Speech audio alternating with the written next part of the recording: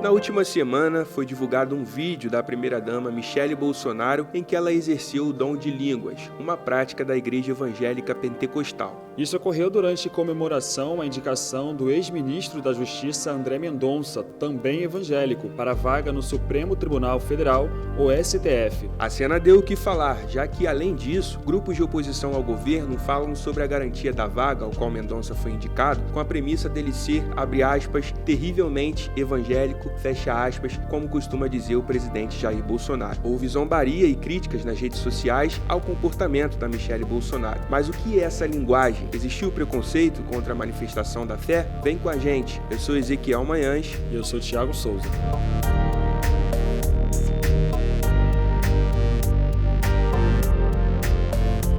Ao receber a notícia da indicação de Mendonça ao STF, Michele se emocionou, pulou e fez gestos de comemoração. Logo emendou numa língua estranha. Em seguida, ela agradece a Deus e abraça o colega. Toda essa cena foi gravada em vídeo e divulgado nas redes sociais.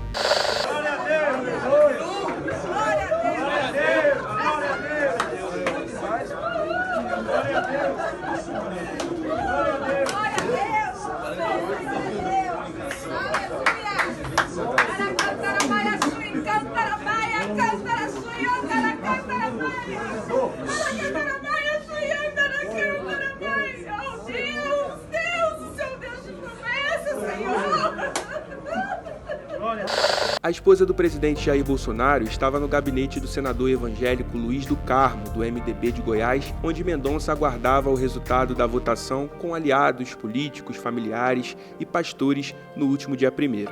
Teve um comentário no Twitter que dizia assim, abre aspas, só queria entender o que ela falou no começo. Qual a língua ela estava falando? Era algum mantra? Fecha aspas. A cantora e compositora Tereza Cristina, por exemplo, fez um questionamento ao prefeito do Rio, Eduardo Paes, no texto onde ele rechaça comentários maldosos contra a manifestação da fé de Michele Bolsonaro. Abre aspas ao que ela falou. Pouco me interessa a fé dessa senhora. O que acho bem estranho é uma primeira-dama comemorar efusivamente a eleição de um ministro do STF. Qual a razão? Ele não deveria ser uma pessoa isenta, sem ligações pessoais com o poder executivo? Fecha aspas. Essa foi apenas uma das mais diferentes críticas à situação. Após esse episódio, Michele foi ao Instagram e citou que sofreu intolerância religiosa. Na publicação, a primeira-dama falou que responderia aos ataques usando uma passagem bíblica no primeiro livro de Coríntios. Ela citou ainda que houve desamor de muitos ao seu respeito apenas por celebrar a vitória, segundo ela, do irmão em Cristo, André Mendonça. O pastor evangélico Silas Malafaia entrou no circuito de defesa. Vamos ouvir.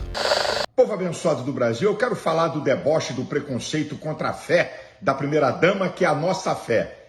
Raríssimos jornalistas medíocres e grande parte dos esquerdopatas debocharam da primeira-dama. Eu não vejo essa gente debochar daqueles que professam a sua fé em orixás e em santos, mas debocharam dos evangélicos. Quero ser honesto aqui, a maioria da imprensa não fez isso. Deram apenas o fato.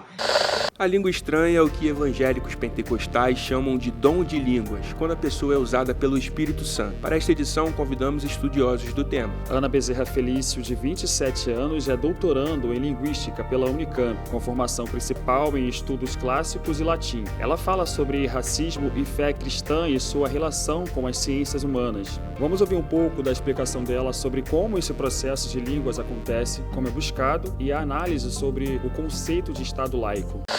De acordo com a Bíblia, as línguas fazem parte de uma gama de dons espirituais que podem ser buscados intencionalmente, ou seja, o crente pode fazer encontros de oração e ensino para receber esse dom. E é comum que isso seja incentivado. Em algum momento da caminhada cristã acontece com a maioria dos crentes pentecostais. Os dons ou carismas pentecostais, como profecias, curas, falar em línguas, são tão antigos quanto o cristianismo, mas o pentecostalismo como movimento consolidado tem pouco mais de um século. Um dos líderes do movimento pentecostal, William Seymour, filho de escravos libertos, um homem negro, conduzia em Los Angeles, na Rua Azusa, esse pequeno grupo que se reunia para orar e ouvir a palavra, quando em 1906 recebeu uma visitação do Espírito semelhante à que é relatada na Bíblia, no livro de Atos. Realmente, o falar em línguas é estranho para quem não está acostumado com a liturgia pentecostal, e é motivo de deboche entre não cristãos e até mesmo entre cristãos que são de outras tradições. Doutoranda e mestre em História Social da Universidade do Estado do Rio, especialista em ensino e histórias africanas e afro-brasileiras pelo Instituto Federal do Rio de Janeiro, Camila Fogaça deu um parecer acadêmico sobre o episódio.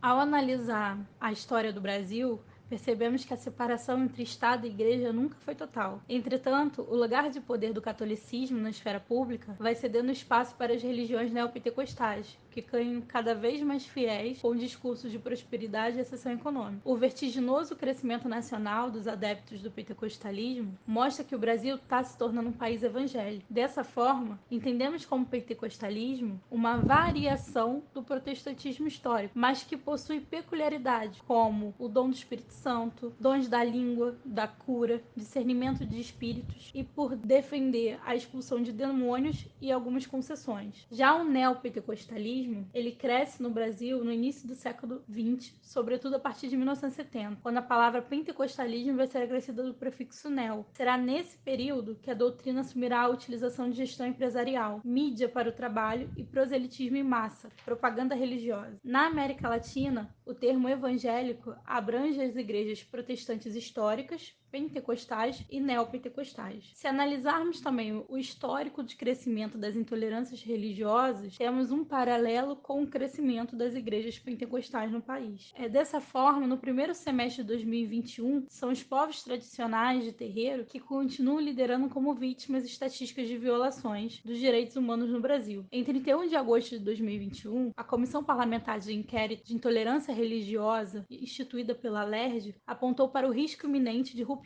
com o conceito de Estado laico, estabelecido pela Constituição. Segundo a deputada Mônica Francisco, do PSOL, o racismo se desmembra em uma série de situações e no Brasil ganha contornos extremamente perigosos que vão incidir em nossa já fragilizada democracia. Existe um projeto de poder que coloca em risco todos os setores. As religiões de matriz africana não só um deles, mas, é claro, são as mais aviltadas por conta do racismo. O teólogo Gutierrez Fernandes Siqueira fez uma análise muito interessante em suas redes sociais. O fato é, ele fez uma publicação explicando o que é falar em línguas, conhecido tecnicamente como glossolalia. O estudioso fala que o fenômeno, embora é desconhecido para grande parte da elite cultural brasileira, está no dia a dia de 1/3 da população do Brasil. Segundo Gutierrez, depois da Igreja Católica, os pentecostais e suas ramificações, que são neopentecostais, carismáticos, apostólicos, etc., representam aí a maior força religiosa do país. Michele Bolsonaro já frequentou a Assembleia de Deus liderada pelo pastor Silas Malafaia, no Rio, mas depois migrou para uma igreja batista. E você, acha que manifestações religiosas devem ser expressas em ambientes públicos? O Infocast fica por aqui. Esse programa contou com a produção de Ezequiel Manhães, participação de Tiago Souza, sonoplastia e edição Ramon Cirilo. Você acessa o nosso podcast pela plataforma Spotify, pelo nosso canal do YouTube, www.youtube.com/enfoco, site de notícias, e também pelo Apple Podcasts.